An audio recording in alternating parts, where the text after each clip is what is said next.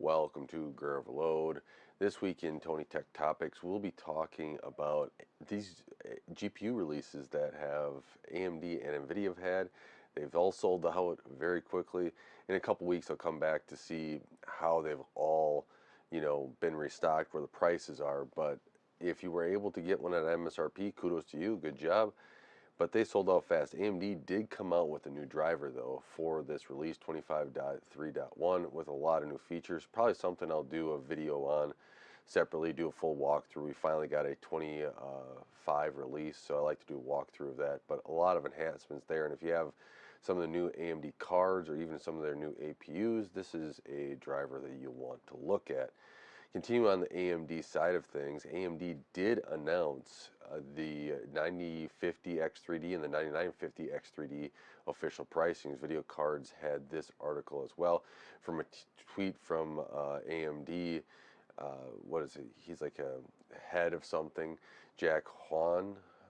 I hope I pronounced his name right, but the 9950 X3D will be $699, while the 9900 X3D will be $599. So we got that coming for us, and I think within the next week or two, they will be releasing. March 12th is the rumored date, so that'll be pretty cool if you're in the market for one of those. I am in the market for one of those. I'd like to have one of those, so we'll see if I actually get one, but I like to have one of those. So if that comes around, and I'd be able to really use it for, a lot of the work I do here, some of the coding stuff I do as well, but that is an option there as well. On the stock of the 9070 launch, one thing I've had a concern about was, after the launch, will it still be MSRP, or will these just go up and we're going to have an equating thing of the Nvidia side of things? And Video Cards had an article as well as tweets from Hardware Unbox, and we'll see some of the other statements I've seen from AMD's Frank Exora as well, that they're saying that the company is encouraging their retailers to keep as close to, or keep at selling at MSRP for the 9070 XT as well as the 9070 as well. So if that's good to see, but only time will tell to see if that holds out. And they keep saying that this is not just a MSRP launch, it is for the long term. And I like to see that, because I think that if you have it at the $599 price point, AMD's hitting a sweet spot there for a lot of people that have been holding on to their GPUs for quite a while. And if you're in the market for a new GPU, or you're just, I was listening to Moore's Law is Dead, which I highly encourage you go listen to that video he released over the weekend here.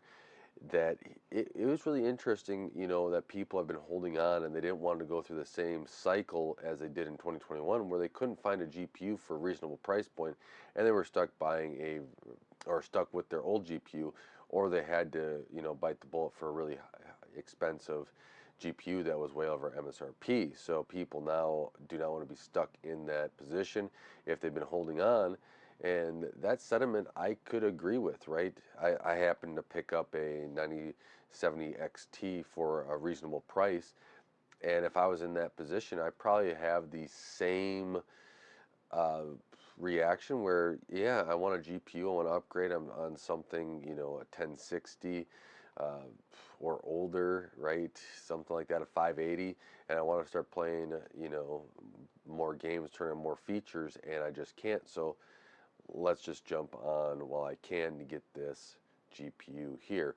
One other thing with AMD before we move over to something else is that RCom Support, it wasn't day one on the 9070. Now, one thing I'd like to see more of is RCom Support just across the board. I think that AMD is starting to pick up on this, and they're starting to get a lot of things there and making headway in this. And RCom Support on Windows is going to hopefully come, because the vice president on Twitter was going, yeah, this makes sense. So that would be a huge thing. It's, a lot of Linux. You can do some of the stuff with RCom through WSL on Windows, but you still got that translation layer and stuff with that, and sometimes you get the Windows isms with performance. But if they can bring in that direct, I think you can maybe avoid a lot of that, and that'd be pretty cool to see. So let's jump over to Nvidia, because that is a really, really interesting part to this, where this is going to be the third week I've said that we've had missing ROPs, and look, there's a report, and video cards had this as well, which was telling us that laptops are missing ROPs. This is actually a bigger issue, I think, than even just the desktops, because the desktops, right, parts, you do have a process through RMA. You should be able to do that and get that RMA. Laptops is a little bit more difficult, because while you may have your laptop and be able to do RMA, I'm sure that they've been going back and forth, and some manufacturers of laptops are going to be quite irritated that they are missing ROPs and they had to get an RMA for this and write that whole PCB. It's not just a, simple swap in, swap out, right? There's a lot more work that goes into that laptop than just a desktop graphics card for, putting it all together, et cetera, et cetera, et cetera, right? So they're going through and testing laptops now to make sure that they have their full ROPs before they go ship out. This is going to be everyone's going to be checking ROPs on their laptops. And I highly encourage you, if you do buy a 50 series desktop graphics card or a laptop, make sure you have the latest drivers and check to see, because this is getting ridiculous now, Nvidia.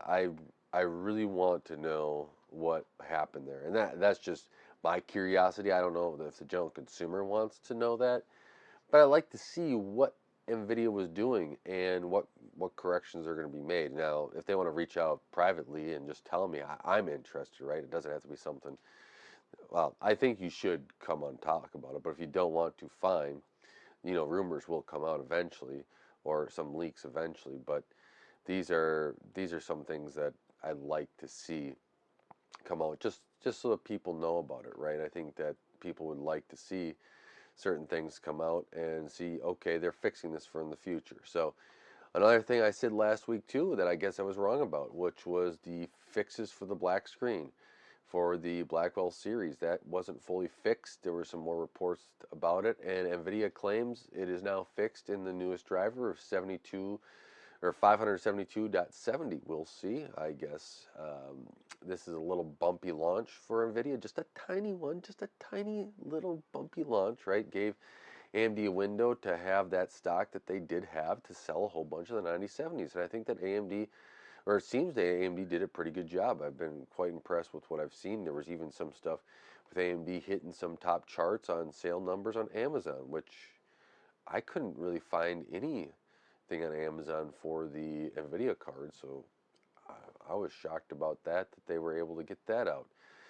And I think that is all. Nvidia is just, this whole launch here has been crazy for Nvidia, and hopefully they will get it right the next time. I'm not going to hold my breath, right? That's not one thing I'm going to hold my breath about. But if they can finally get that black screen issue fixed in that newest driver and start putting some new stuff, some distance between them and this release, I think that it's going to help their perception and kind of turn that into a positive. Now, we'll jump over to Intel a little bit. The big three actually have some interesting news this week. Intel's been kind of quiet, especially since they don't have that new CEO yet.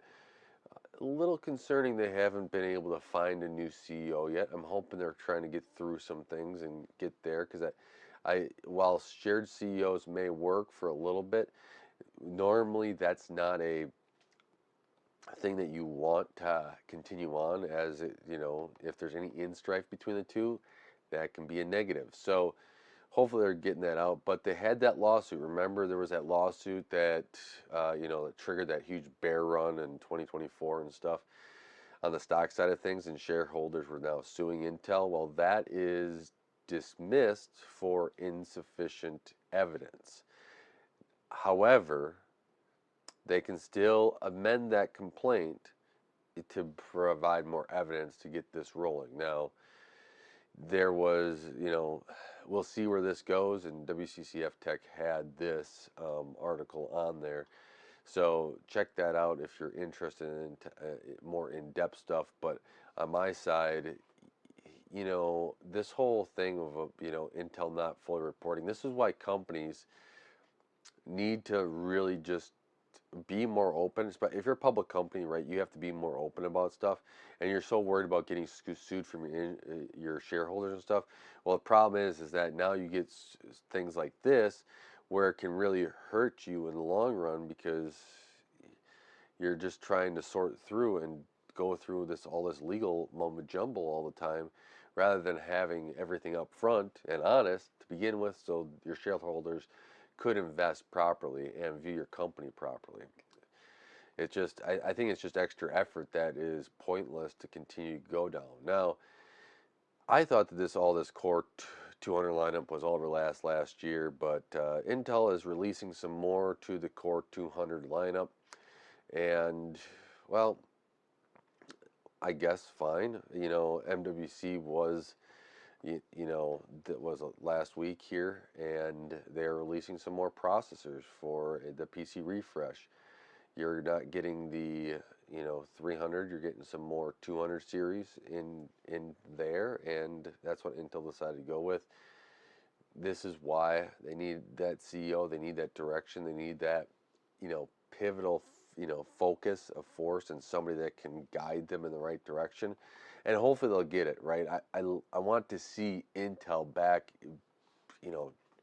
I want to just see them get back on their own 2 feet. Right now with operating losses and everything else, it seems like they're struggling even to keep products in stock, or especially with their graphics card, or when it gets in stock, it's just astronomically outside of the MSRP where it's not worth it anymore. So they need to figure things out in there, get on the right path, and get their development, manufacturing hitting on all cylinders again, and just not operate at a loss. I want them back on their own 2 feet.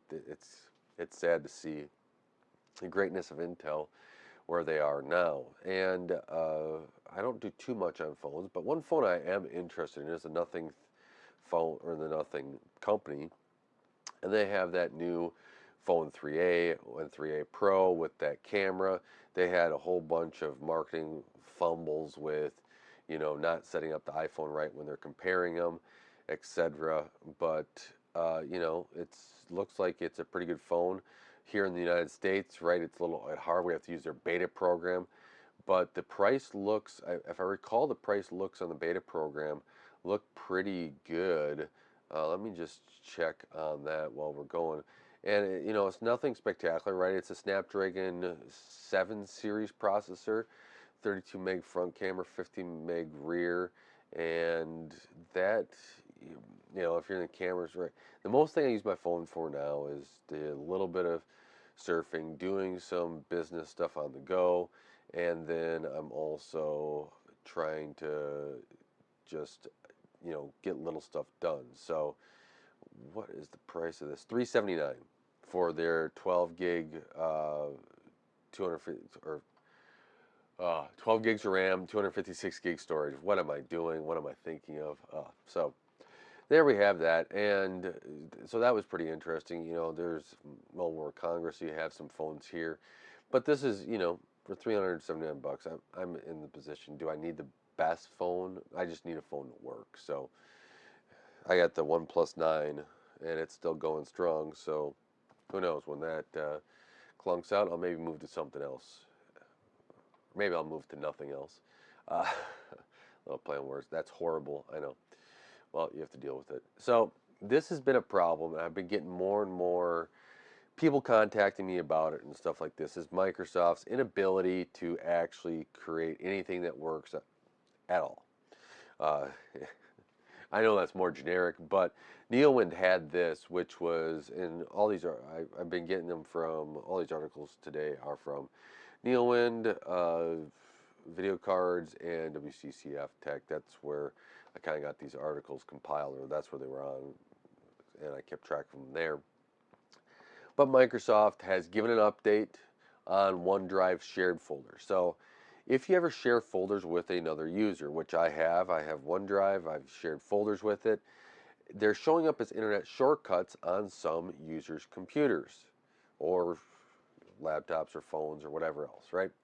And this is annoying because then you get a call from somebody saying, you shared something with me, why can't I actually view it? Do you have any idea? Well, you go searching, there's nothing because Microsoft can't seem to put out a statement about anything. But it looks to be like there was a statement from a German Microsoft employee, or I can't remember what this exactly was, but it was a Microsoft personnel in Germany. And so what they've said is this is related to a back-end migration we are currently doing. Unfortunately, we do not fully support syncing shared folders when one user has migrated and the other has not. We're doing everything possible to speed up that so the issue can be resolved as quickly as possible for users in the future. When the accounts are migrated, there's an automatic logic that ensures that they return to a sync folder within a few days. Well, that automatic logic takes a few days to run. Eesh, that's not great automatic logic. Anyways, this has been a problem. I've gotten phone calls about this. Right, I help out a lot of other people besides just my family and friends, and they call up and say, "What? Why can't I access this folder? You know, this person has it shared with me. This person was, I got a job to do with this. What do I do? All this other stuff." It's really messing up people. Microsoft, whoever planned this did a horrible job. You should not allow these people to plan stuff like this. This is unacceptable. And hopefully Microsoft puts in better checks. Even if you have to have it, so you have to write a little extra code that you put in and say, once we get migration done, this has to be cleaned up. You have to have that stuff working. You can't, your uptime and downtime has to include stuff like this where you're migrating things and your downtime for weeks now. This has been, I know of one instance that's been well over a week, almost two now, where it's been an internet shortcut and not a shared folder. So this is, to me, is unacceptable. Hopefully Microsoft will get through and fix this finally, but only time will tell if they can actually get that all corrected. So we'll talk about a little bit of gaming stuff now to end this out. Rockstar acquiring they required, what is it, a new studio, and that studio is Video Games Deluxe. They're out of Australia. Really interesting to see that they are expanding. We're all waiting for the new Grand Theft Auto 6, right? That's supposed to come out sometime. Every other game studio is just trying to plan around that, but who knows by the time this gets out, or what it actually come. But we'll see how this all integrates. There's been I guess they've had some collaboration with Rockstar already. They're going to be combining. Looks like it makes sense. It's not like one that you have to really worry about too much. It's like not like Microsoft where they specifically go and seem to kill off stuff all the time, but we'll see. Bethesda, I know a friend of mine, has gone through, played the Starfield from Bethesda. They say that things are going to get excited later this year. Great, right? You're gonna bring out more things for that game later this year. I like to see it. I like to see keeping expanding the game. Bringing in more stories.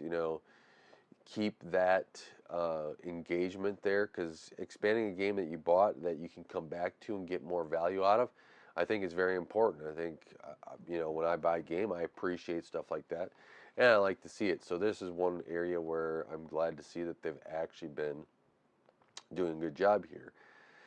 And Microsoft, I've been a skeptic of this whole Microsoft, buying Activision, Blizzard King. Also, they had Bethesda and all that studio encompassing, that they would be able to continue to deliver games at a high level, and not just close a whole bunch of stuff off. So far, I've been pleasantly surprised especially with Bethesda continuing on. So, Battlefield 6 screenshots and gameplay have been out, and looks pretty good.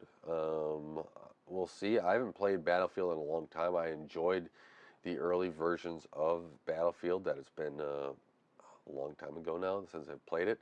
But maybe I'll have to go back in and start playing Battlefield again because it looks pretty fun. Uh, when things are released like this, I'm paying attention to these games a little bit more. I like to do some more graphic testing anyways. And if I might build a nice little gaming machine that maybe hooks up to my TV, if there's something like that, then I can do some more testing with different graphics cards for you guys as well.